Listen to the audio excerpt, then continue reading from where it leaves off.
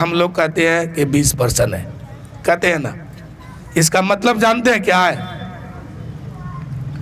100 master में 20 master हमारा होना चाहिए, 100 डॉक्टर में 20 डॉक्टर हमारा होना चाहिए, 100 इंजीनियर में 20 इंजीनियर हमारा होना चाहिए, 100 डीएम में 20 डीएम हमारा होना चाहिए। है जरा दिखाइए तो हमको। आज मुसलमान बर्बाद क्यों है? इसके पास फजूल खर्चे ज्यादा है।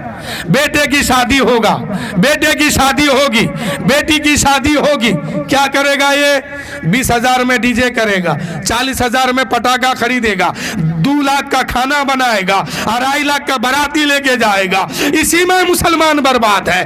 इतने काम फजूल क्यों करते हैं? इसको कम कीजिए और कम खर्च कीजिए और उसी पैसे से अपने बेटे को मास्टर बनाइए, डॉक्टर बनाइए, इंजीनियर बनाइए। जो काम आप करते हैं वही काम में अपने बेटे को लगा दिए। फायदा क्या हुआ आपकी शादी करने का, और फायदा क्या हुआ आपकी मेहनत और मुशक्कत करने का?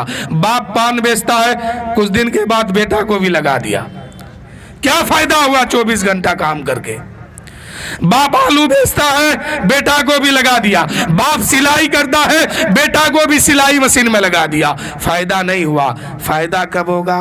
आप सिलाई करते हैं, आपका बेटा डीएम की कुर्सी पर बैठे। फायदा कब होगा? आप सिलाई मशीन पर बैठते हैं, आपका बेटा मास्टर की कुर्सी पर बैठे।